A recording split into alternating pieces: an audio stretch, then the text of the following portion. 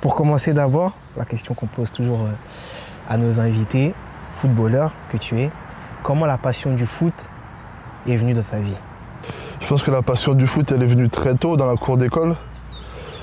Je me souviens, j'ai commencé vraiment tard quand même, mais j'étais au CE1 ou CE2 et en Guadeloupe à l'époque, j'avais des amis qui jouaient dans la cour de récréation avec des capuchons, des bouchons de bouteilles. C'était un peu tout ce qu'on faisait à la récré.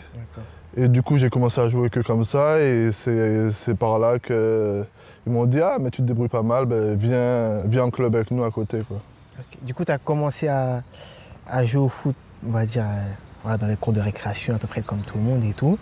Et toi, tu as grandi en Guadeloupe, c'est ça? Ouais, j'ai grandi en Guadeloupe. Mon père est ivoirien et ma mère centrafricaine. Je suis né à Marseille, mais mon père il était très vite muté en Guadeloupe. Okay. Donc du coup, c'est pour ça qu'on est parti très vite là-bas. Okay. Et quand est-ce que tu es revenu en métropole?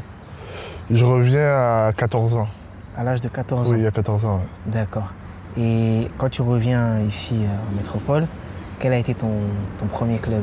Mon premier club en Guadeloupe, c'était le Red Star. Et dès que je prends la décision je dis à mon père que je veux jouer au foot et je veux partir en France parce que c'est vraiment...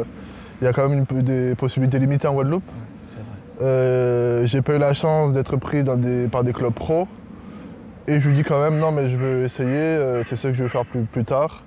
Et il y a mon oncle qui habitait à Montpellier. Donc il me dit, si tu veux jouer au foot, il y a mon frère, tu vas aller chez lui. Il y a le club de Sète, qui était un club juste à côté de Montpellier. Donc c'est là où il m'envoie et c'est là où ça commence. Et du coup, tu commences, on va dire, en métropole au FC 7.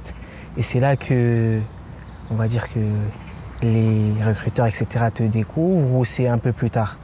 C'est un peu plus tard quand même, parce que quand j'arrive à 7, il y a quand même un changement, une adaptation. Je passe de la Guadeloupe à la métropole. C'est vrai qu'au début c'est très dur. Et 7 n'était pas un club, on va dire, professionnel. Donc j'arrive avec l'envie de faire carrière, mais j'arrive dans un club amateur et au début c'est des débuts très compliqués. Mais c'est après la 3e année où là, le téléphone commence à sonner, on commence à m'approcher. Et c'est là où je vois l'intérêt des différents clubs. T'avais quel âge à peu près à cette époque-là? J'avais 16. 16 ans. Ouais. Et juste après ça, tu signes dans un centre de formation ou... C'est l'année du 17 nationaux à l'époque, où là tu commences à te confronter contre que des clubs professionnels. Et on joue un match, on joue Ajaccio à domicile. Et je crois que sur le match, après 40 minutes, je prends un carton rouge, bagarre, ça se passe mal. Ouais.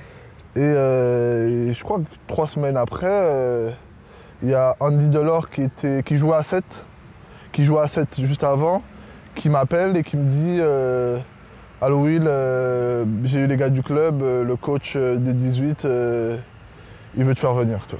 Ah ouais, d'accord. Andy Delors. Ah, je m'attendais pas à ça. Ouais, non, c'est comme ça que ça se passe. Parce qu'il y avait ce côté où et c'est ce qui s'était passé à l'aller avec Ajaccio, plus on va dire à l'époque. Hein,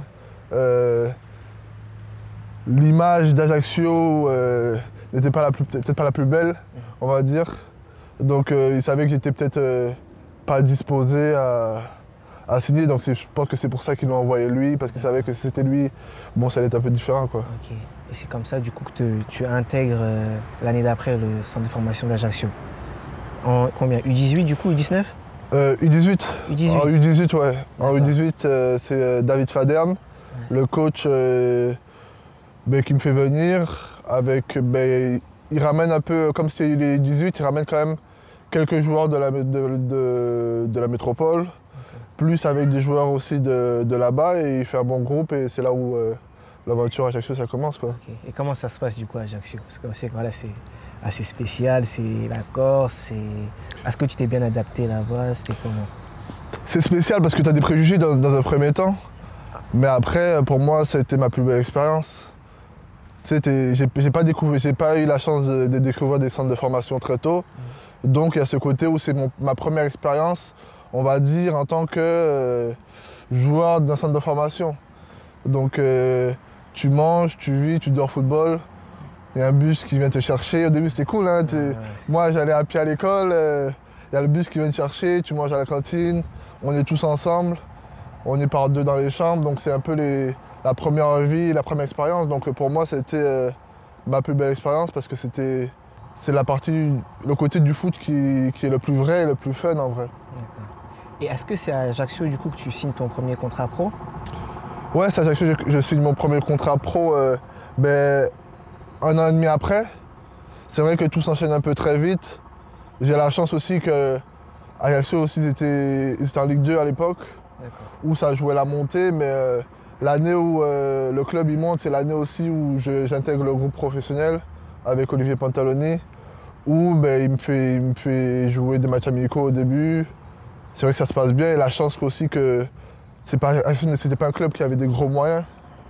Donc c'était un club aussi qui devait compter avec les jeunes et j'ai eu la chance qu'ils ont compté avec moi et c'est là aussi où je peux faire mes premiers matchs et vivre aussi l'expérience du monde pro, quoi. Du coup, tu es à Ajaccio, ils te font confiance, tu signes ton premier contrat pro, tu fais tes premiers matchs amicaux et officiels. Et à la grande surprise, tu signes en Espagne, tu vas en Espagne, c'est ça? Ouais.